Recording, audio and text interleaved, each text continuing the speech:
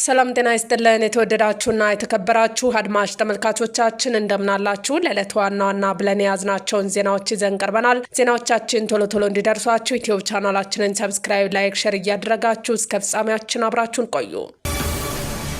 ህወሓት ከሻዕቢያ ጋር በመተባበር ትግራይን ወደ ጦር ሜዳ ምድጃ ውስጥ እያስገባን ነው ሲሉ አቶ ጌታቸው ረዳ ተናገሩ። የምስራቅ አፍሪካ ጉዳዮች አማካሪ ሚኒስትር አቶ ጌታቸው ረዳ የህወሓት አመራር የትግራይን ህዝብ ወደ ሌላ ጨካኝ ጦርነትና ውድመት እየመራ ነው ሲሉ አጥብቀው ከሰዋል። የህወሓት ቅሪቶች የትግራይን ህዝብ ወደ ተጨማሪ እሳት እየወረወሩ ነውም ብለዋል። ቡድኑ የትግራይን ሀብት እያባከነና ወታደራዊ ግጭት እየጋበዘ ነውም ብለዋል። አመራሩ ትግራይን እንደገና የጦር ሜዳ ለማድረግ ከኤርትራ መንግስት ወይም ሻዕቢያ ከጀነራል አልቡርሃንና ከተለያዩ ታጣቂ ኃይሎች ጋር ወታደራዊ ስምምነቶችን እንደፈጸመ ከሰዋል። በ2014 ወታደራዊ ስብሰባዎች ላይ የተወሰዱትን ውሳኔዎች በመጥቀስ ደብረጽዮንን ጦርነት በማሸነፍ ብቻ የሚያምን አላዋቂ አመራር ሲሉ ገልጸውታል። በቅርቡ ወደ ኤርትራ በመሄድ ወታደራዊ እርዳታ ለመጠየቅ ሙከራ ተደርጎ እንደነበረም ተናግረዋል። ቡድኑ ህልሙ ስልጣን ለመያዝ መሆኑን አረጋግጧልም ብለዋል። የፌዴራል ሲቪል ሰርቪስ ኮሚሽን ሁሉም የሲቪል ሰርቪስ መስሪያ ቤቶች የሰራተኞቻቸውን ማስረጃዎች በተቀመጠው የጊዜ ገደብ ውስጥ እንዲያረጋግጡ አሳሰበ። ኮሚሽኑ የተሳሳቱ የመንግስት ሰራተኞች መረጃዎች መንግስት አስተማማኝ የሰራተኛ መረጃ እንዳይኖረውና ለትክክለኛ ሰራተኞች ብቻ ደሞዝ እንዳይከፍል እንቅፋት ሆኖበታል ሲል በጉዳዩ ዙሪያ በተወያዩ መድረኮች ላይ ገልጸዋል። ኮሚሽኑ ለሁሉም መስሪያ ቤቶች አዲስ በዘረጋው ስርዓት መሰረት እያንዳንዱ የመንግስት ሰራተኛ ልዩ የመለያ ቁጥር ይኖረዋልም ብለዋል። የሲቪል ሰርቪስ ኮሚሽን ኮሚሽነር መኩሪያ ኃይሌ የመንግስት መስሪያ ቤቶች የሰራተኞቻቸውን ማስረጃዎች በዲጂታል ስርዓት እንዲያያይዙ አሳስበዋል። በስራና ክህሎት ሚኒስቴር የኢትዮጵያ የስራ ገበያ መረጃ ስርዓት ፕሮጀክት ኃላፊና የውጭ ሀገር ስራ ስምሪት ዋና ስራ አስፈጻሚን ጨምሮ በርካታ ከፍተኛ አመራሮች በፌዴራል ፖሊስ በቁጥጥር ስር መዋላቸው ተሰምተዋል። ተጠርጣሪዎቹ በውጭ ሀገር ስራ ስምሪትና በኢኤልኤምአይኤስ ሲስተም መረጃ በማጥፋት በከባድ ሙስና፣ በህገወጥ የሰው ዝውውርና የመንግስት የውጭ ምንዛሬ ለግል ጥቅም በማዋል ወንጀለኞች የተጠረጠሩ ሲሆን በአሁኑ ወቅት ሚኒስቴር መስሪያ ቤቱ ከፍተኛ የምርመራ ሂደት ላይ እንደሚገኝ የዘገበው ዘሀበሻ ነው።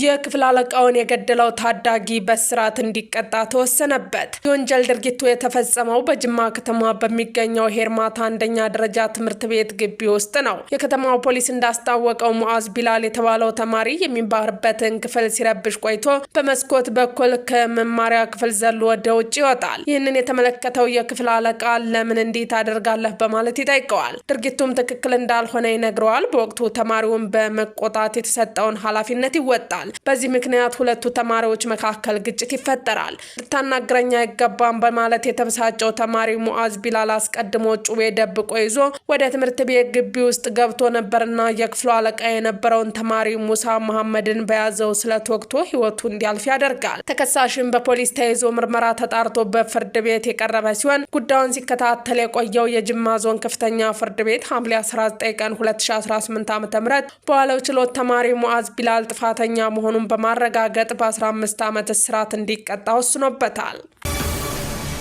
ጊፍት ትሬዲንግ 35ኛ ዓመት የምስረታ በዓሉን አከበረ። በኢትዮጵያ በበርካታ የንግድና የኢንቨስትመንት ዘርፎች ላይ በስፋት የተሰማራው ጊፍት ትሬዲንግ ኃላፊነቱ የተወሰነ የግል ማህበር 35ኛ ዓመት የምስረታ በዓሉን በማስመልከት ይፋዊ መግለጫ አውጥቷል። ድርጅቱ ባወጣው መግለጫ ባለፉት 35 ዓመታት በንግድ፣ በኢምፖርት ኤክስፖርት፣ በሪል ስቴት ኮንስትራክሽን፣ በብረትና ብረታ ብረት ምርቶች እንዲሁም በግንባታ እቃዎች ማምረት ዘርፍ ከፍተኛ ሀገራዊ አስተዋጽኦ ሲያደርግ መቆየቱን ገልጸዋል። ከ50 ዓመታት በፊት በአቶ ገብረ ኢየሱስ ኢጋታ ሲማ አማካኝነት በትንሽ ንግድ የተጀመረው ይህ ድርጅት ልዩ ልዩ የኢኮኖሚ ስርዓቶችን በጽናት በማለፍ ዛሬ ላይ ለደረሰው ግዙፍ የንግድ ተቋም ጠንካራ መሰረት ጥሏል። በአሁኑ ወቅት ተቋሙ እድገቱን አጠናክሮ በመቀጠል አዳዲስ የንግድ ዘርፎችንና ምርቶችን ለሀገር ውስጥና ለውጭ ገበያ ለማቅረብ በስፋት እየሰራ ይገኛልም ተብለዋል። ጊፍት ትሬዲንግ በጽናትና በታማኝነት ለደረሰበት የላቀ የስኬት ደረጃ ላበረከቱ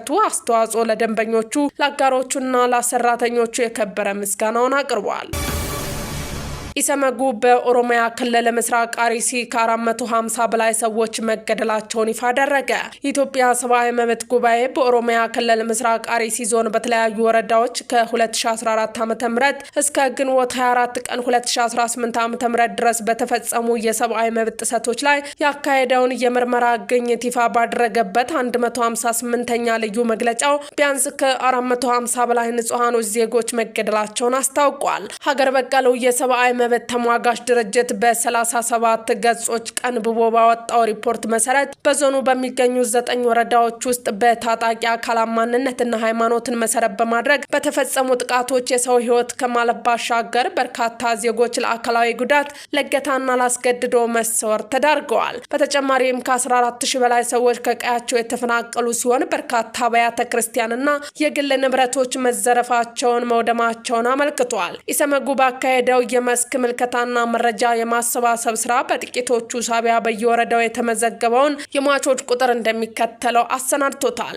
መርቲ ወረዳ 117 ሰዎች፣ ሸርካ ወረዳ 116 ሰዎች፣ ጁጁ ወረዳ 101 ሰዎች፣ ሮቢ ወረዳ 47 ሰዎች፣ ጉና ወረዳ 26 ሰዎች፣ ሆንቆሎ ዋቢ ወረዳ 20 ሰዎች፣ ሙኒሳ ወረዳ 19 ሰዎች፣ አስኮ ወረዳ 5 ንጹሃን ዜጎችና 4 የህዝብ መኒሻዎች፣ አርሲ ሴራ ወረዳ 3 ሰዎች በተጠቀሰው የጊዜ ሰሌዳ ውስጥ ህይወታቸው አልፏል። ጉባኤው የሟቾችን ስም ዝርዝር ከነስማቸው አስገድፎ ነው በሪፖርቱ ይፋ ያደረገው። ከግድያው ጎን ለጎን በሽርካ፣ ሮቢ፣ ዱጁ፣ መርቲና ሙኒሳ ወረዳዎች በመቶዎች የሚቆጠሩ ሰዎች በታጣቂዎች ታግተው የተወሰዱ ሲሆን ቤተሰቦቻቸው ከፍተኛ የካሳ ገንዘብ ከፍለው ያስለቀቋቸው ቢኖሩም የበርካቶች ያሉበት ሁኔታ እስካሁን ሳይታወቅ ቀርቷል። በጥቃቶቹ ወቅት በህፃናትና በአረጋውያን ላይ ከባድ የአካል ጉዳት መድረሱንም ሪፖርቱ ያመለክታል። የደህንነቱ ስጋት በዞኑ ከፍተኛ መሆኑን የጠቀሰው መግለጫው በዱጁ፣ በሽርካ፣ በአስኮ፣ በሮቤ፣ በመርቲ፣ በሙኒሳ እና በጉና ወረዳዎች በጠቅላላው ከ14000 በላይ ዜጎች መፈናቀላቸውን አስረድቷል። በተጨማሪም እድሜ ጠገብ አብያተ ክርስቲያናት መቃጠላቸውን፣ መዘረፋቸውንና በስጋት ምክንያት መዘጋታቸውን ይፋ አድርጓል። ኢሰመጉ ድርጊቱን በህገ መንግስቱና በዓለም አቀፍ ድንጋጌዎች የተረጋገጡ መሰረታዊ መብቶችን የጣሱና በሰብአዊነት ላይ የተፈጸሙ ወንጀሎች ባህሪያነት የሚያሳይ ነው ብለዋል። በመሆኑም የፌዴራልና የክልል መንግስታት ለዜጎች ዘላቂ ጥበቃ እንዲያደርጉ፣ ጥሰት ፈጻሚዎች ለፍርድ እንዲቀርቡ፣ ለተጎጂዎች ካሳ እንዲከፈልና ተፈናቃዮች ወደ ቀያቸው እንዲመለሱ ጥሪ አቅርቧል። ባንኩ 18 ከፍተኛ አመራሮችን አገደ። ግሎባል ባንክ በመቶ ሚሊዮኖች የሚቆጠር ገንዘብ በፍጥነት መውጣቱን ተከትሎ ወደ ከፍተኛ ትርምስ መግባቱ ተገለጸ። የባንኩ ዳይሬክተሮች ቦርድ ከባለአክሲዮኖች በተደረገ ተነሳሽነት ባካሄደው ምርመራ ፕሬዝዳንቱን ዶክተር ተስፋዬ ቦሩን፣ አንድ የቦርድ አባልና 17 የስራ ኃላፊዎችን ጨምሮ 18 ከፍተኛ አመራሮችን አግዷል። ፕሬዝዳንቱ ከሀገር ውጭ በመሆናቸው ለሌላ አካል ሰጥተውት የነበረውን ውክልና ቦርዱ በመሻር አቶ ሳህለ ሚካኤል መኮንን ጊዜያዊ ፕሬዝዳንት አድርጎ ሰይሟል። ባለፈው ሐሙስ በስካይላይት ሆቴል በተካሄደውና ይህ ችግር የተከሰተው ባንኩ ሀብቱ በ42% አድጎ 34.43 ቢሊዮን ብር መድረሱን ባስታወቀ ማግስት ነው።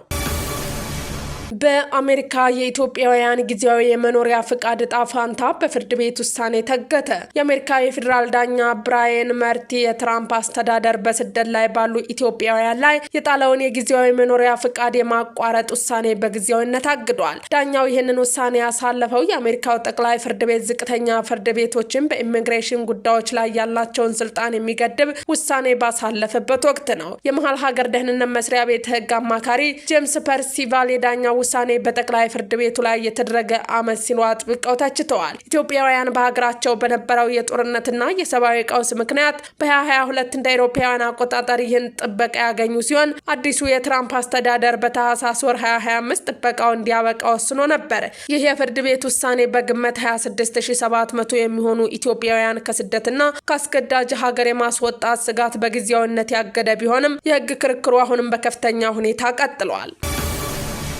ውድ አድማጭ ተመልካቾቻችን ዜናዎቻችን እነዚህን ይመስሉ ነበር። አብራችሁን ስለነበራችሁ ከልብ እናመሰግናለን። መልካም ቀን።